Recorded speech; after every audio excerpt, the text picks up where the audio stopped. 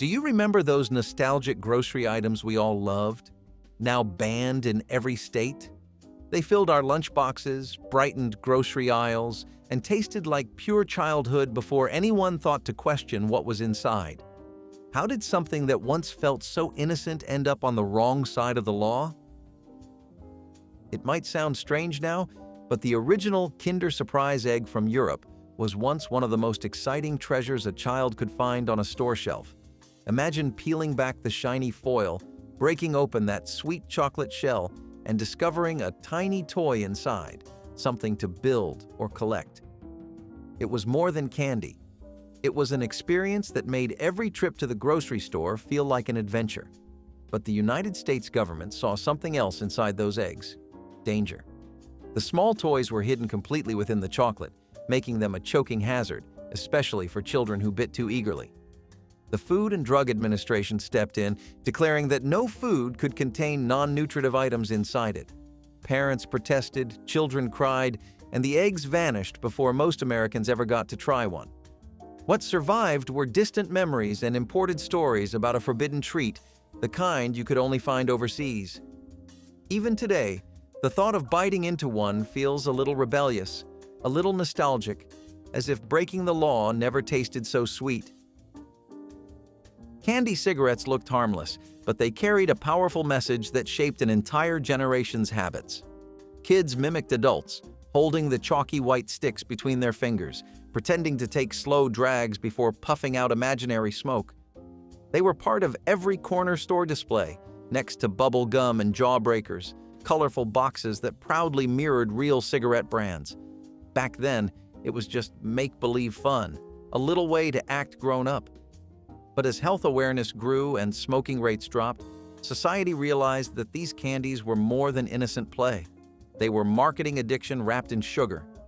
The government banned them for encouraging underage smoking and normalizing tobacco culture. Yet for many who grew up in the 70s or 80s, the memory lingers. You can still recall the chalky taste, the white powder coating your lips, the cool swagger of pretending to be older than you were. It was a candy that told kids to dream dangerously, and even though it is gone, its image still smolders like a cigarette that refuses to die out completely. Then there were Olestra chips, the so-called miracle snack of the 90s. They promised all the flavor of regular potato chips with none of the fat. For families trying to eat healthier, that was a dream come true. Bags of these chips filled grocery aisles with big labels that said fat-free and guilt-free. But the dream turned sour fast. People discovered that Olestra did not just remove fat, it also removed dignity. It blocked the body from absorbing essential vitamins and caused severe digestive distress. The stories spread fast, and suddenly the chips became the punchline of every late-night talk show. What started as a scientific breakthrough ended as a national embarrassment. Within a few years, Olestra was quietly pulled from shelves, never to return. It left behind a strange lesson about how far we are willing to go to keep the foods we love while pretending to make them better for us. Some things, it seems, were meant to stay full of fat and full of flavor. The early 2000s gave us something truly wild: original Four Loko. It was the drink that seemed like it broke every rule in the book. Half energy drink, half malt liquor, it was nicknamed Blackout in a Can for a reason. College parties, music festivals, and weekend get-togethers suddenly had a new mascot: bright colors, loud designs, and an even louder buzz. People loved it because it made them feel invincible, awake enough to party all night, and numb enough to forget how much they drank.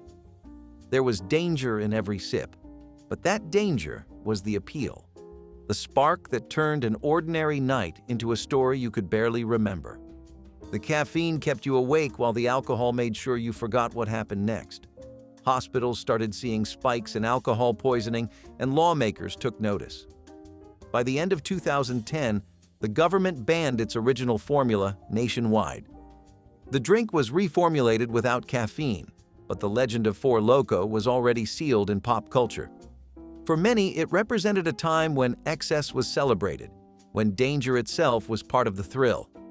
Today, people look back on it with a mix of disbelief and nostalgia, because nothing says youth like drinking something that probably should have been illegal from the start.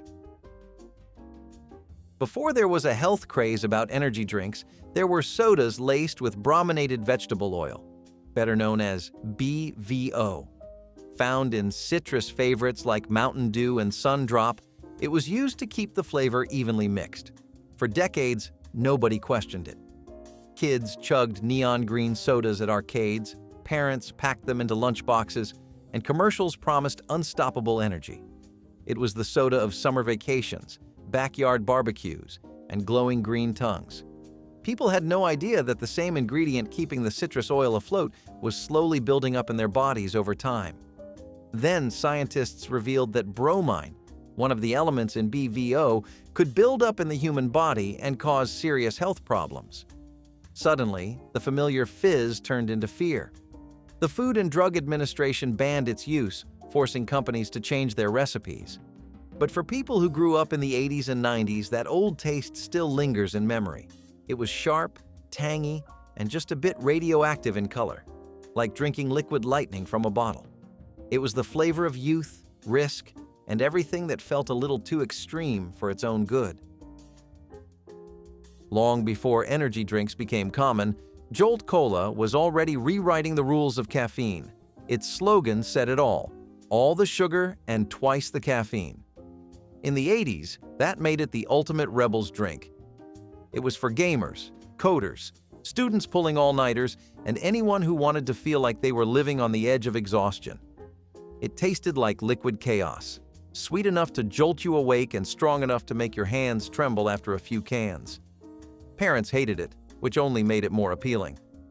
For teenagers, drinking Jolt was not about taste. It was about rebellion. Supermarkets stacked cases of it, and teenagers wore their Jolt pride like a badge of honor. But as caffeine limits tightened and parents grew concerned about hyperactive kids bouncing off the walls, the drink became a symbol of excess. Regulators started cracking down, and Jolt slowly disappeared from the mainstream. It did not vanish with a bang. It just fizzled away like the last sip of a flat cola. Still, those who remember that metallic sweetness and electric buzz can tell you, it was more than a drink. It was pure adrenaline in a can, and once you tried it, nothing else quite hit the same. Ecto Cooler. Hi-C was pure childhood magic poured into a box. Inspired by the Ghostbusters craze of the 80s, it glowed with a radioactive green that no fruit on earth had ever seen. It tasted like tangerine mixed with nostalgia and a hint of Saturday morning cartoons. Every kid in America wanted it in their lunchbox, and every parent knew exactly what that neon color meant: artificial dyes and plenty of sugar. It stained your tongue, your clothes, and sometimes even the kitchen counter, but no one cared. Kids sipped it like it was a secret potion, their own piece of Ghostbusters magic in liquid form. Years later, when regulations began restricting synthetic food colorings linked to hyperactivity and health concerns, the drink quietly disappeared. But it left behind a generation of kids who still swear it tasted better than anything since. For many, it was not just juice. It was a piece of their childhood, a reminder of how fun could come in the strangest colors. Even now, when someone finds an old box online or a commemorative re-release, it feels like opening a time capsule from a brighter, weirder world where even your drink looked like slime. Back in the 1970s, a strange panic swept the candy aisle: the disappearance of red M&Ms. The culprit was red dye number 2, a synthetic coloring agent suspected of being carcinogenic. Mars pulled the red candies entirely, even though the specific dye was never used in M&Ms to begin with. Still, perception was stronger than fact. The empty red spaces in the bag made the other colors feel lonelier, like a rainbow missing its heart. Parents whispered warnings while kids traded rumors about the candy that could supposedly kill you. For almost a decade, the world's favorite chocolate candy had no red pieces. Kids traded theories on playgrounds and stared at colorless handfuls, wondering what was so dangerous about red. When red M&Ms finally returned with a new formula, it felt like a national celebration. People did not just get a color back, they got a piece of the past restored. It is funny how something so small could symbolize trust, fear, and nostalgia all at once. Today, that red candy means something different. It is a tiny reminder of how our food and our fears often share the same shade. Few things smell as comforting as butter-flavored popcorn fresh from the microwave. But behind that warm, golden aroma was a secret chemical called diacetyl. In the early 2000s, factory workers who inhaled the buttery fumes began developing severe lung conditions later called popcorn lung. The discovery shocked the public. People started looking at their microwaves differently, realizing that even a bag of popcorn could hold a hidden danger. Families who once filled their homes with that smell of movie night joy now hesitated, torn between comfort and caution. Something so innocent, something made for movie nights and family gatherings, could actually hurt the people who made it. The lawsuits came fast, and major brands were forced to abandon diacetyl. The new formulas never quite smelled the same. Yet even now, the old scent still lives in memory, rich, smooth, and dangerously nostalgic. It reminds us that comfort sometimes comes with a cost, and that the sweetest smells can carry stories we were never meant to breathe in. Finally, there were the tamarindo lollipops from Mexico, sweet, sour, and dusted with chili powder. Kids loved them for their bold flavor, something that made American candies seem plain by comparison. They were a favorite at corner stores and fiestas alike, a little piece of imported joy. But beneath that spicy coating lurked something deadly. When the news broke about the lead contamination, it spread through communities like heartbreak. Parents who had grown up eating them now had to take them away from their own children, turning joy into fear. Investigations revealed that some batches were contaminated with lead, not just in the candy itself, but in the packaging and ink used on wrappers. The ban came swiftly, and shipments stopped overnight. Families who had grown up with those treats felt an unexpected sense of loss. What was once a taste of culture and childhood became a cautionary tale about oversight and safety. Yet for many, that flavor, the heat, the tang, the sweetness, still carries memories of home. It is strange how something that once united so many people could be forbidden so suddenly. But maybe that is what nostalgia is all about, remembering what we loved even when we were not supposed to. Orbits was the drink that looked more like a science experiment than a thirst quencher. In the late 1990s, kids would stop in the grocery store aisle just to stare at the bottles, bright liquids with tiny gelatin spheres suspended inside, floating like little planets in a lava lamp. It was supposed to be futuristic, a drink you could both sip and watch. The first sip was strange, a mix of sweet syrup and jelly-like orbs drifting on your tongue. For some, it was a revelation. For others, pure confusion. But no one could deny that it was unlike anything else on Earth. People were fascinated, but they were also confused. The texture was unlike anything they had ever felt. Too thick to gulp, too thin to chew. The Food and Drug Administration soon stepped in, failing the product's stability tests because the suspended beads did not stay evenly distributed over time. Bottles leaked, clumps formed, and the novelty turned into a sticky mess.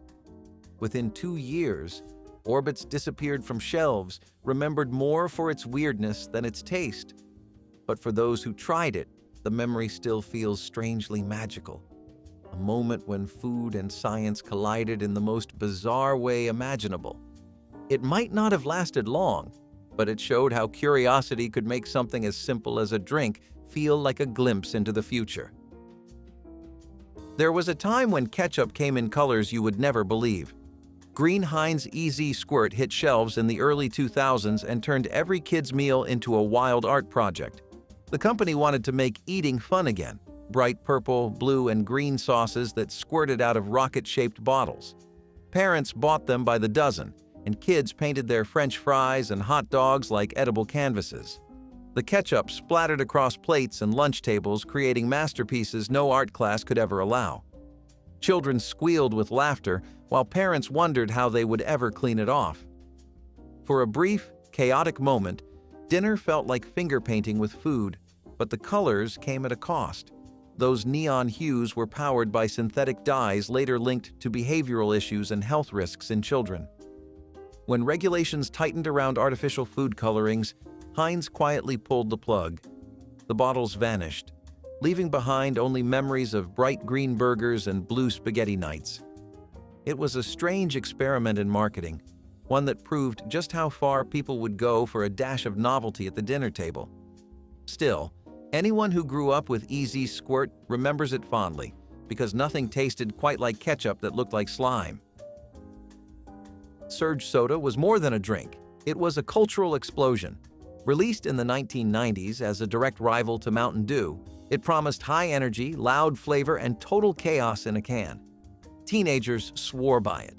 Advertisements showed skateboarders, gamers, and thrill-seekers cracking open cans of electric green liquid and living like every day was the X Games. Kids chugged it before school, hoping to stay awake through class, while parents called it liquid lightning. Surge wasn't just a soda, it was an attitude, a lifestyle captured in caffeine and sugar. For some, it was the first taste of rebellion in a can. The sugar and caffeine content was off the charts, and schools quickly started banning it from vending machines after reports of hyperactivity and caffeine crashes. Parents complained, health experts warned, and by the early 2000s, Surge had fizzled out. Years later, fans campaigned to bring it back, and Coca-Cola gave them a short revival. But it was never quite the same. The original Surge felt like freedom, a little reckless, a little dangerous, and a lot of fun. It was the taste of youth with no limits, bottled in neon green and sealed with a rush of pure nostalgia. Crystal Pepsi was the drink that tried to reinvent soda and accidentally confused everyone. In the early 1990s, Pepsi wanted to symbolize purity and transparency, so they made a cola with no color at all. It looked like sparkling water but tasted like Pepsi, and that contradiction fascinated people. People stared at it on shelves, unsure if it was a prank or a promise, and yet curiosity always won. For a brief moment, it felt like drinking the future, a crystal-clear revolution in a brown-colored world. Even opening the bottle had a sense of wonder, like unveiling a secret that was hiding in plain sight. For a short while, it became a phenomenon. Commercials promised a clean, futuristic world in a clear bottle. But the illusion shattered quickly. Many consumers thought it was diet soda, while others complained that it tasted off, even though the formula was almost identical. Mislabeling, marketing confusion, and failed freshness tests in certain regions sealed its fate. It vanished almost as quickly as it appeared. Still, for those who remember it, Crystal Pepsi was unforgettable, not for its flavor, but for its ambition. It was a reminder that sometimes, when you try too hard to make something clear, you end up losing what made it real. There was a time when everyone carried Certs mints in their pockets, little silver rolls promising 2 mints in 1. What made them special was the ingredient called retsin, a shiny green fleck that was advertised as a miracle compound for fresh breath. It was supposed to neutralize odors better than anything else on the market. People believed in it like magic, tiny specks of freshness that could erase the smell of coffee or a nervous lunch before a date. It was small but mighty, a sign that you cared about how you presented yourself to the world. Even the way the foil unwrapped had a familiar sound, like the opening note of confidence itself. For decades, Certs were part of American life, sold at gas stations, kept in car consoles, shared before job interviews or first dates. But when the Food and Drug Administration re-examined retsin, it found that the blend of copper gluconate and hydrogenated oil was not as safe or effective as claimed. The ruling forced the end of production, and one of America's simplest pleasures disappeared overnight. Today, the word Certs barely rings a bell, but for many, that minty crunch lives on in memory. It was never just about breath. It was about confidence, a tiny piece of everyday ritual that quietly vanished from the grocery aisle. Sometimes even the most ordinary snacks carry hidden danger. In 2018, Ritz Bits sandwich crackers with peanut butter were pulled from shelves after a massive recall. The culprit was undeclared whey powder contaminated with salmonella. Parents gasped, wondering how something so small could cause so much fear. For decades, Ritz had been a symbol of comfort, safe, predictable, and always there. The news felt like a betrayal, a reminder that even trusted names could crack under pressure. It was a shocking discovery because Ritz was a household name trusted for generations. Parents who packed those mini sandwiches into lunchboxes never thought twice about them. But suddenly, something so innocent became unsafe. The recall stretched across all 50 states, and boxes were destroyed by the truckload. For weeks, grocery stores had empty shelves where Ritz once stood. Though the company reformulated and returned the product, the incident left a lasting mark. It was a reminder that even comfort food can be fragile, that behind every familiar logo are real risks and real people trying to make it right again. Yoo-hoo was a drink built on nostalgia long before nostalgia became a trend. Its chocolatey flavor was a childhood staple, the kind of sweet, slightly watery treat that made you feel like everything was simpler back then. But the early formula carried a secret: sodium benzoate levels that could become unsafe under heat or improper storage. When the truth came out, it shocked people who had grown up with that yellow bottle as part of their lives. Yoo-hoo wasn't just a drink, it was a summer memory, a lunchbox companion, a reward after mowing the lawn. To learn it could spoil so easily felt like finding out your childhood friend had a dark side. In hot delivery trucks and sunlit store displays, the preservative sometimes reacted to spoil the drink faster than expected. The company faced growing scrutiny, and regulators demanded changes. By the time Yoo-hoo was reformulated, the charm of its golden age had faded a little. Still, for many who grew up in the 50s through the 80s, that yellow bottle remains a symbol of innocence, when a chilled chocolate drink on a summer afternoon could make the whole world feel right again. Charcoal Fin Kool-Aid might just be the most whimsical flavor ever made. Inspired by the company's famous mascot, it mixed red, pink, and orange into a swirl of fruity chaos that tasted like every childhood sleepover combined. It came with its own cartoon shark and promised an ocean of fun. The packets were bright and bold, almost glowing under store lights, and they begged to be taken home. Kids mixed it in cloudy pitchers, stirring up tides of color that looked too good to be real. Parents pretended not to notice the sugar storms brewing in their kitchens, smiling as laughter spilled over the countertops. But hidden beneath the playful name was an ingredient that would lead to its downfall: red dye number 3. The same chemical that gave it that glowing sunset hue was later found to cause thyroid tumors in animal tests. The Food and Drug Administration moved to restrict its use, and Charcoal Fin quietly disappeared. Fans still talk about it online, sharing photos of vintage packets like relics of a lost world. For them, it was not just about the flavor. It was about the feeling of summer, freedom, and bright plastic pitchers filled with imagination. Some say no drink since has captured that kind of joy. Before energy drinks or sports beverages, there were jungle juice barrels, tiny plastic jugs filled with sweet fluorescent liquid. They were cheap everywhere and perfectly sized for a kid's hand. The foil tops peeled back with a satisfying pop, releasing a sugary scent that screamed childhood. You could buy a handful for the change in your pocket, clutching them like treasure all the way home. The colors, bright blue, cherry red, electric green, felt alive, like liquid candy glowing under sunlight. Kids would trade flavors at lunch tables, sipping victory through tiny straws. But those bright colors and low prices came at a cost. The dyes used in some batches were later found to violate safety standards, and the thin plastic barrels posed choking and contamination risks. The Food and Drug Administration cracked down, and the barrels disappeared from stores. Still, everyone who grew up in the 90s remembers seeing them stacked in pyramids at grocery entrances, 5 for $1, glowing like treasure. It was the drink of summer camps, playgrounds, and birthday parties. Today, the thought of drinking one might make adults cringe, but for a generation of kids, that syrupy taste still feels like home. Sizzlin' was supposed to be the future of breakfast.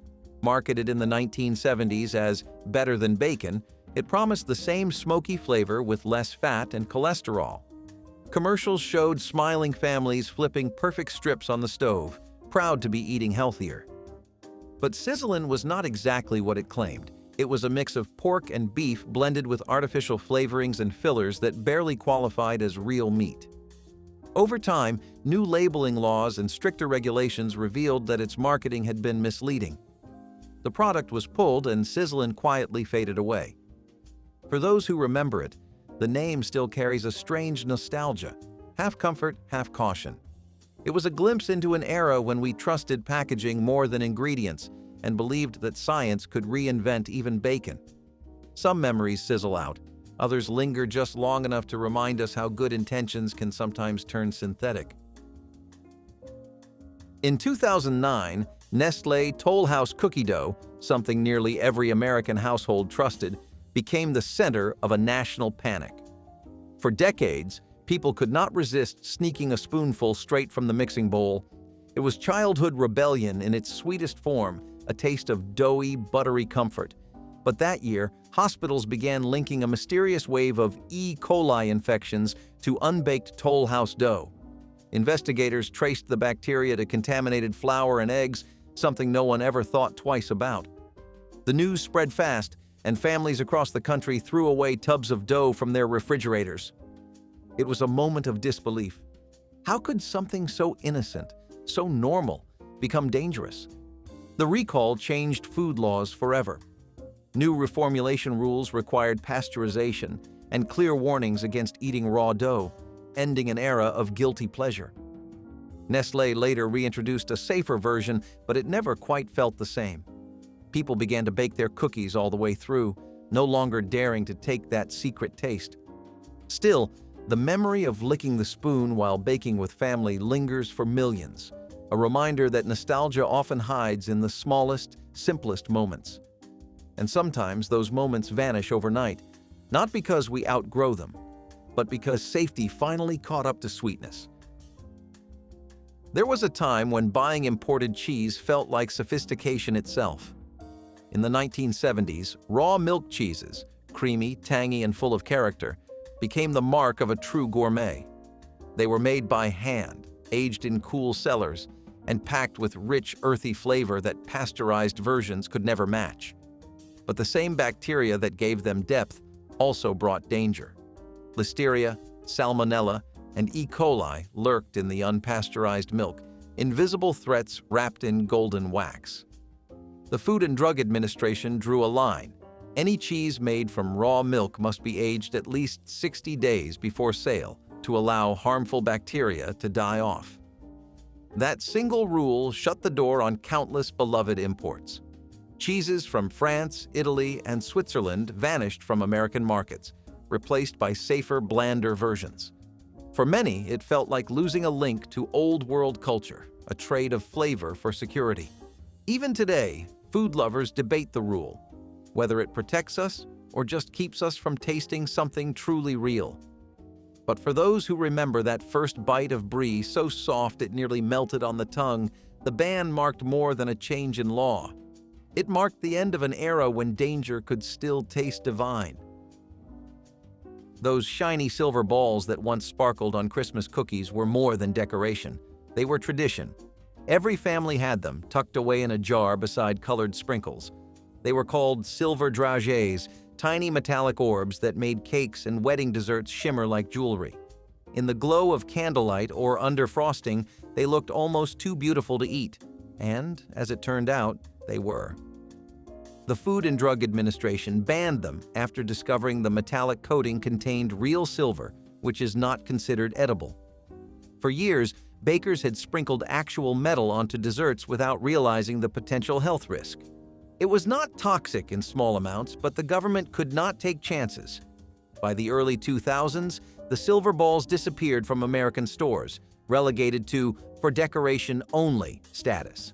Still, people continued using them secretly, claiming no holiday cookie looked complete without that touch of sparkle. They became a quiet act of nostalgia, a bit of rebellion wrapped in frosting. Even now, older recipe books list them casually, as though nothing ever changed. There was magic in those metallic sweets, a reminder that sometimes beauty and danger can share the same shine, and that not everything meant for the eye should ever meet the tongue. In the 1970s, candy was not just candy. It was curiosity, risk, and play. That is why a strange little product called Love Drops gum caused such a stir. Marketed as an aphrodisiac, it claimed to make you feel bold, confident, and maybe even romantic. Teenagers dared each other to try it, giggling in convenience store aisles as they handed over a few coins for a pack. The gum's packaging promised excitement, but no one really knew what was inside.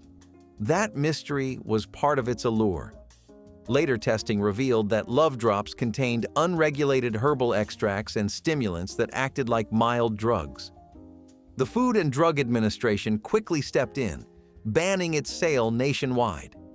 Parents were horrified, schools issued warnings, and the candy disappeared as suddenly as it arrived. But for those who remember the era, Love Drops was not just about the gum. It was about the spirit of experimentation that defined the 70s, a time when products flirted with the line between fun and forbidden. Looking back, it feels almost innocent compared to what followed, but it was the first sign that even in the candy aisle, the world was beginning to take pleasure and danger a lot more seriously. There was once a time when you could buy super-sized McDonald's items not just in restaurants, but frozen in grocery stores. Burgers, fries, and breakfast sandwiches packaged for the home promised that same fast food flavor anytime, anywhere. It was a symbol of convenience, of America's unstoppable appetite for more.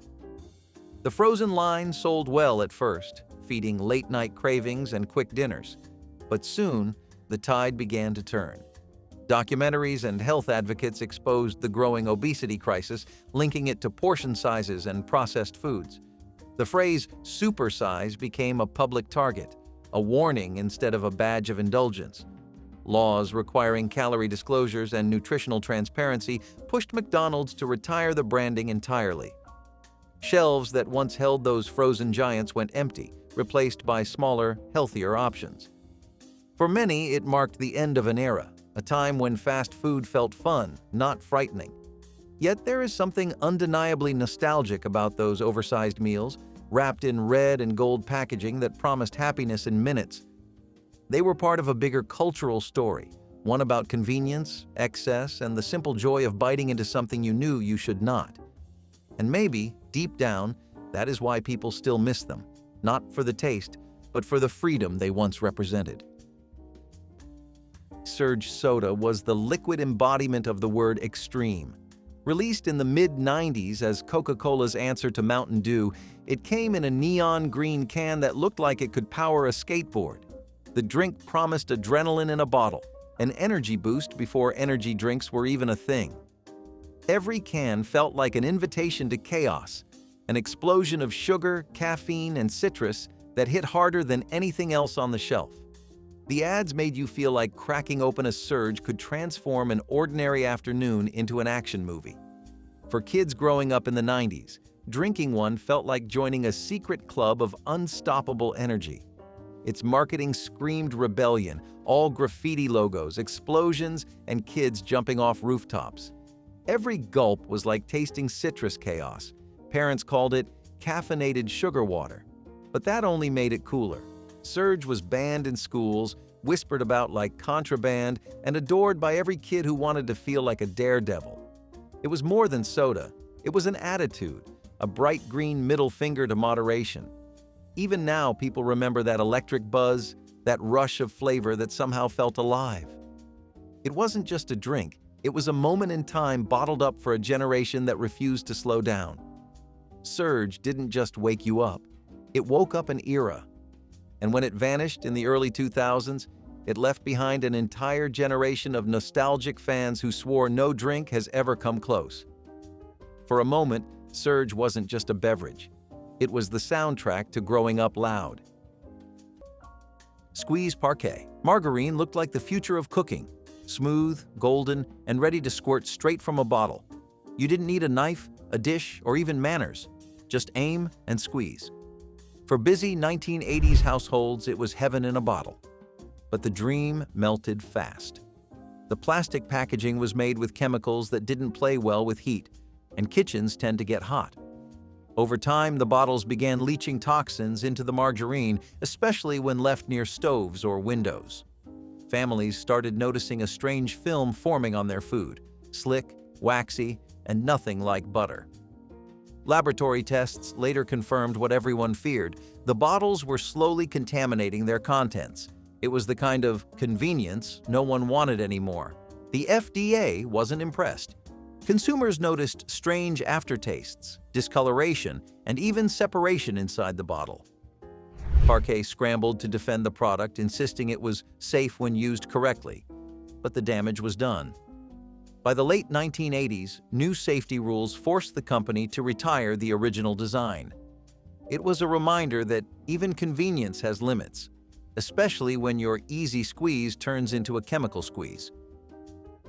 Pizza in a Can by Chef Boyardee was the culinary equivalent of optimism gone wrong.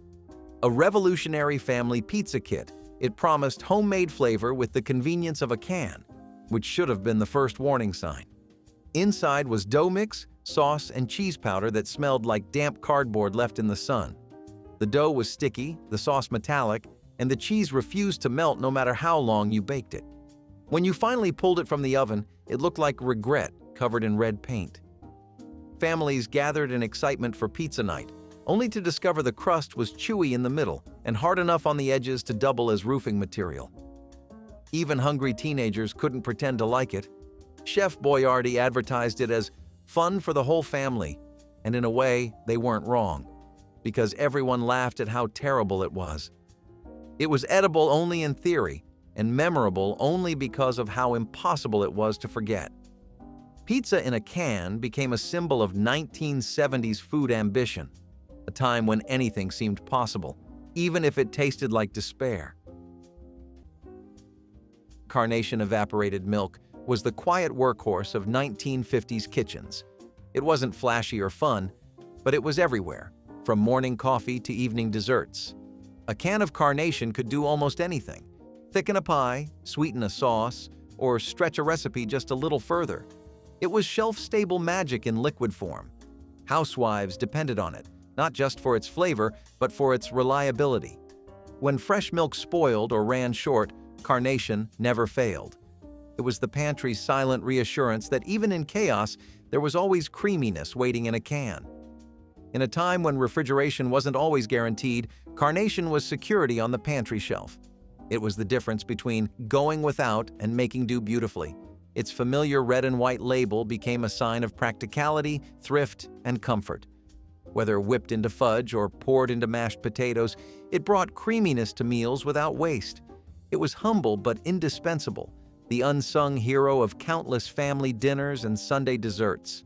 Carnation evaporated milk was proof that the best ingredients didn't need to be glamorous. They just needed to work every single time. Oreo O's cereal was breakfast gone deliciously wrong, and that's exactly why everyone loved it. Imagine waking up and pouring a bowl of mini chocolate Oreo rings swimming in milk that instantly turned to dessert.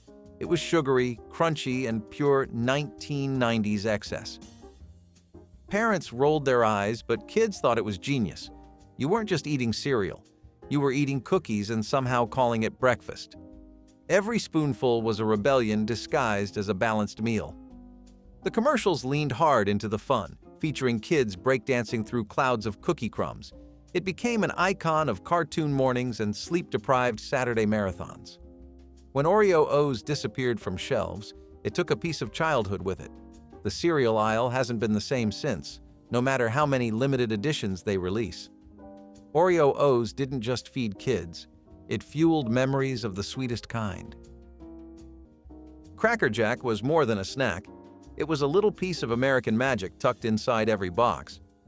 Sweet caramel-coated popcorn and peanuts tumbled together in that familiar red and white striped package, and at the bottom waited a prize that made every handful an adventure. Kids tore into the bags, not just for the taste, but for the tiny surprise buried within: a sticker, a ring, a trinket worth its weight in excitement. In a world without digital screens or fast distractions, that little prize felt like treasure. The sound of the box shaking was the sound of pure anticipation, a simple thrill that never grew old. Even adults could not resist the nostalgia of it, remembering afternoons at ball games or movie matinees where Cracker Jack was the treat of choice. The caramel stuck to your fingers and the sweetness lingered long after the last peanut was gone. Its sailor mascot smiled from every box, a symbol of simpler times and innocent pleasures. It was not fancy, but it was full of heart, a snack that reminded everyone that joy could come from the smallest things. In the 1950s grocery aisle, Cracker Jack stood proudly as a reminder that life's sweetest moments often came wrapped in something humble, crunchy, and just a little sticky. Space food sticks were supposed to make you feel like an astronaut, but most people felt more like hostages to bad taste. Marketed as the food of the future, these chewy, tube-shaped snacks promised energy, convenience, and space-age nutrition. In reality, they were rubbery chocolate glue wrapped in foil, sticking to your teeth and your soul in equal measure. The packaging screamed adventure, but the flavor whispered punishment. They were dense enough to survive re-entry, yet fragile enough to crumble into brown dust if left in the sun. Parents kept buying them because kids loved the NASA tie-in, not because anyone actually wanted to eat them. It was the only snack that could make both astronauts and children question their life choices. They came in flavors like caramel, peanut butter, and chocolate, though none resembled anything found on Earth. Kids begged their parents for them, imagining themselves floating in zero gravity, only to realize astronauts probably ate better than this. The ads showed smiling families pretending this was adventure food, but in every kitchen, the reaction was the same: confusion, then regret. The texture was somewhere between an eraser and a protein bar that lost its will to live. They disappeared by the 1980s, only to return decades later as a nostalgia novelty. Because apparently, even bad memories can make money if you wrap them in silver. 3D Doritos, original formula, were snack evolution taken too far. Crunchy, puffed Doritos shaped like tiny shells of doom. Marketed as next-level snacking, they were fried in oil-heavy formulas that made them dangerously addictive, and later, questionable in the eyes of regulators. Each bite exploded with flavor dust and grease, leaving fingerprints that could identify you for days. Kids loved the sound they made, that loud, hollow crunch that echoed like fireworks. Parents hated the oil stains left on furniture, walls, and jeans. Health officials hated them even more when lab tests showed oil saturation levels bordering on hazardous. People loved the crunch, but their stomachs didn't always agree. Complaints about the oils used pushed the snack into the FDA's spotlight. For a while, 3D Doritos became the stuff of playground legend, the chip that bit back. By the early 2000s, they vanished, quietly replaced by safer and less greasy iterations. They returned years later, reformulated and rebranded, but the original remains a myth among snack enthusiasts, proof that sometimes the future of food is a little too oily to handle. 3D Doritos were like snack technology from the future. The concept was simple. Take the classic Dorito, puff it up with air, and turn it into a crunchy, hollow triangle of flavor. But the experience? That was something else. Opening a bag felt like unsealing a futuristic invention, chips that looked too perfect to be real. They were light yet loud, the kind of crunch that echoed through a cafeteria. Kids treated them like collectibles, saving the rare unbroken ones like trophies. They crackled differently, louder, crispier, more dramatic. The flavors like nacho cheese and Cool Ranch were the same, but the shape made them feel elevated, like eating chips from another dimension. The commercials played into that sci-fi vibe, complete with futuristic fonts and slow-motion crunches. For a brief, shining moment, 3D Doritos felt like the next big thing. Kids smuggled them into classrooms and sleepovers like prized possessions. They became the snack of the future that arrived too soon, vanishing before the world was ready to appreciate them. Decades later, their return sparked that same curiosity, the question of whether snacks could ever feel that cool again. And then, just as suddenly, they were gone, leaving behind the memory of that satisfying crunch that no flat chip could replicate. When they returned decades later, it wasn't just a comeback, it was a resurrection. Rely tampons by Procter & Gamble were a triumph of marketing and a tragedy of science. Sold in grocery aisles and advertised as revolutionary, they promised unmatched absorbency through their unique super sponge design. For a while, they were hailed as a breakthrough in women's health. But in 1980, the dream turned deadly. The synthetic fibers used in Rely tampons were linked to toxic shock syndrome, a bacterial infection that proved fatal for dozens of women. The product's sponge-like material, designed to trap more moisture, also created the perfect environment for bacteria to grow. Doctors quickly raised alarms, but Procter & Gamble's marketing machine was faster than the science. It took a national outcry and mounting deaths for the truth to finally hit the shelves. The recall was swift, the outrage faster, and the damage permanent. Rely disappeared from stores almost overnight, but the incident changed the entire industry.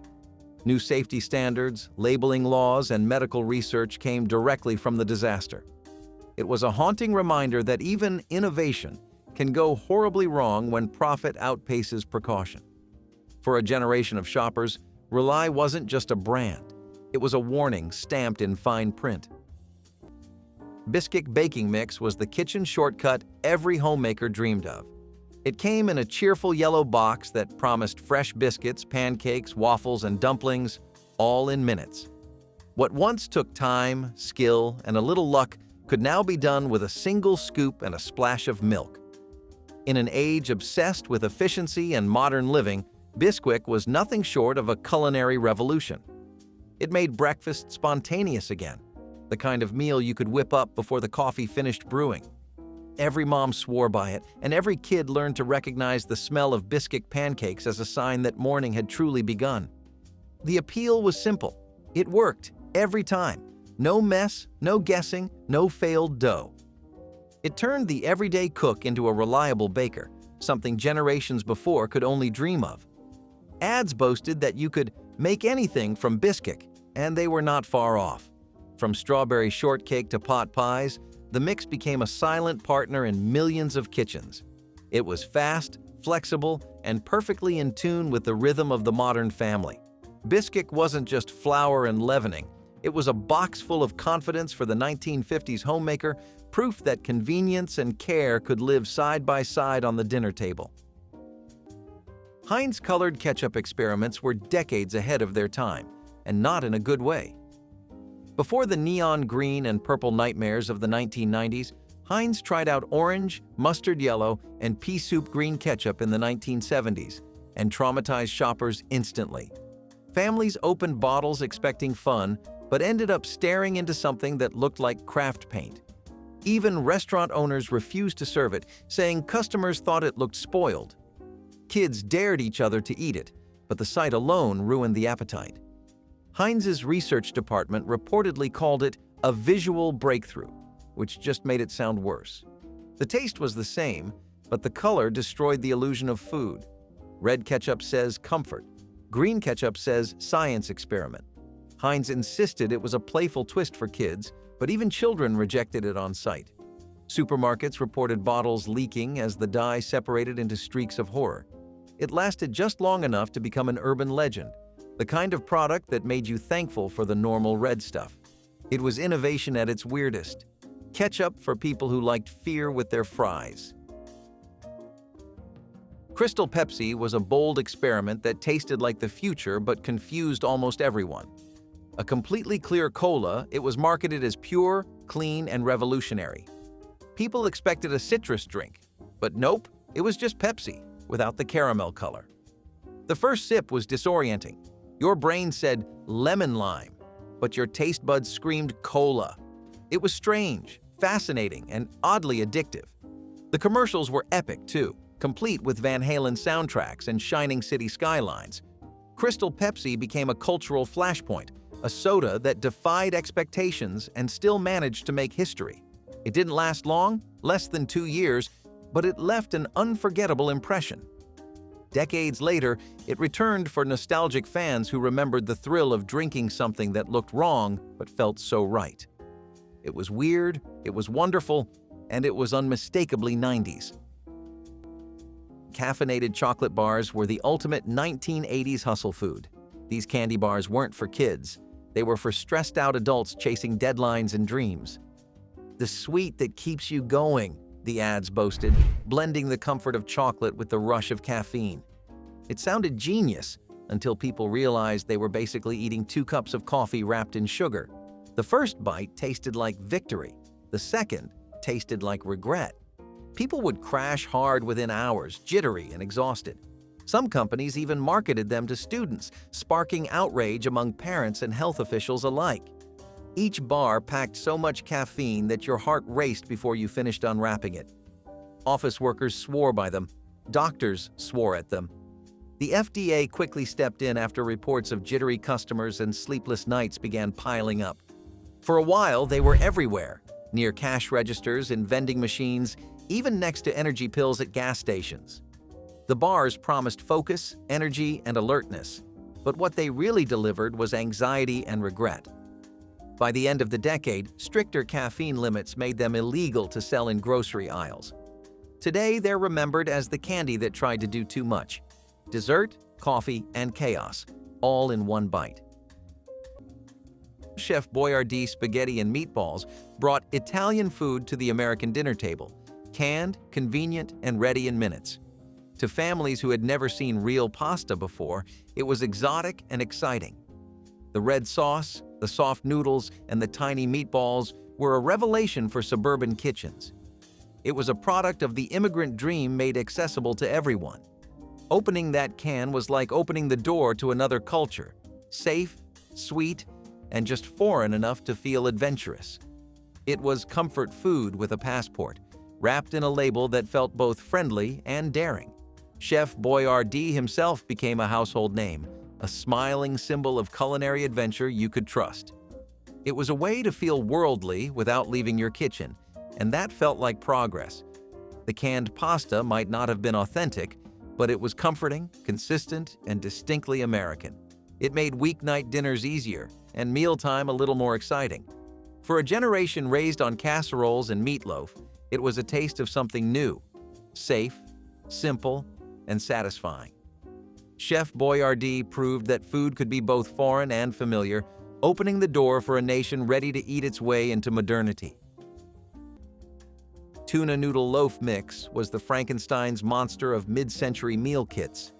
Inside the box was powdered sauce, dried noodles, and a mysterious gelatin binder that turned dinner into a wiggling block of horror.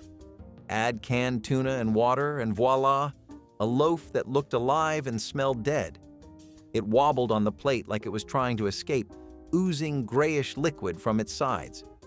Kids stared at it in fear. Parents pretended it was innovative, and even cats circled it suspiciously. Some households gave up halfway and called it soup instead. It still wasn't edible. The gelatin made it both dry and wet at the same time, a texture only nightmares could describe. It jiggled when it shouldn't have, squeaked when sliced, and somehow managed to taste both fishy and flavorless. Families across America tried to eat it politely, but even the dog walked away. The company behind it called it a wholesome family dinner. History called it culinary trauma. The 1970s produced many bad ideas, but this one defied physics, taste, and mercy. Tuna noodle loaf mix was proof that some foods should remain mysteries. Gushers fruit snacks were part candy, part science experiment, and entirely unforgettable. Each chewy little gem was packed with a mysterious liquid center that exploded the moment you bit down. It wasn't just a snack, it was an experience. Every pack came with that moment of suspense. Would this one gush perfectly or squirt sideways onto your shirt? The commercials made it look wild, kids' heads literally morphing into fruit. In real life, it was messy, but somehow that made it better. The flavor lineup, tropical, berry, and mystery, was a rainbow of artificial genius. Gushers weren't pretending to be healthy fruit snacks. They were proudly chaotic. They were the sticky symbol of a generation that didn't care about nutrition facts, only flavor explosions. Even today, just hearing the word Gushers brings back memories of after-school hangouts, juice-stained fingers, and that first bite of unstoppable, gooey joy. Aspartame-heavy diet drinks ruled the 1980s like artificial royalty. Every company wanted in on the low-calorie craze, and aspartame was the magic word, sweeter than sugar, with zero guilt. But behind the fizzy slogans and pastel cans was a growing storm of controversy. The commercials made it look glamorous, thin models sipping soda on beaches and boardwalks, living proof that chemistry could be chic. But reports of strange side effects, headaches, nausea, dizziness, began to spread. Health watchdogs accused companies of putting profit before safety, and suddenly, 0 calories didn't sound so refreshing.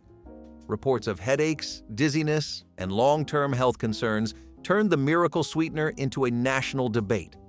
Diet sodas that once promised vitality suddenly felt toxic, their ingredients lists sounding more like chemistry homework than refreshment. Regulators scrambled, companies reformulated, and loyal fans were left wondering if their favorite drinks were safe or secretly sinister. By the end of the decade, aspartame was under tighter scrutiny, forcing soda makers to reinvent themselves again. For those who remember the first wave of diet drinks, it was an era defined by blind faith in science and the rude awakening that followed. Sunbeam bread was the soft, golden standard of American wholesomeness. The smiling blonde girl on the package became a grocery store icon, her innocent face a promise of comfort and purity. Sunbeam loaves were light, fluffy, and perfect for sandwiches, the kind that left no crumbs behind. In a decade obsessed with domestic perfection, Sunbeam fit right in.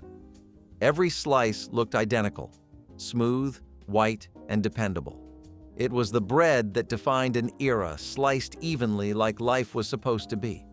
One bite, and it tasted like order, the perfect symbol of the tidy, shining optimism that defined the 1950s. The brand didn't just sell bread, it sold reassurance that everything in life could be neat, clean, and deliciously under control. To mothers, it was trust in a bag. To children, it was the taste of home. It was bread you could count on, wrapped in nostalgia and printed with virtue. The packaging alone could transport shoppers to a simpler world where every meal felt wholesome. Sunbeam bread became part of the visual language of the 1950s, a reminder that even the smallest grocery item could carry the weight of the American dream, soft, warm, and endlessly comforting. Ecto-Cooler High C was the ultimate 90s drink, radioactive green, sweet as liquid candy, and completely tied to Ghostbusters fever. Originally created as a tie-in for the cartoon The Real Ghostbusters, it quickly took on a life of its own. Kids didn't even need to know who Slimer was, they just knew that bright green meant fun. The citrusy tang wasn't natural, but it was delicious in a way only 90s sugar could be. The box design alone, complete with that grinning green ghost, made it feel like you were drinking from a comic book. Lunchboxes across the country glowed with Ecto-Cooler cartons, and playground trades were serious business. "You've got Ecto-Cooler? I'll give you 2 Capri Suns." It became a cultural artifact, bottled nostalgia for an age when color and chaos ruled snack time. When it was discontinued, fans mourned. When it was briefly re-released, adults lined up to buy it again, not for the taste, but for the memories it poured out. MSG-laden soup mixes were the backbone of 1980s casseroles, stews, and potluck dinners. Every home cook had a few packets stashed away, ready to transform boring chicken into culinary magic. "Just add water," the boxes said, and families did, by the millions.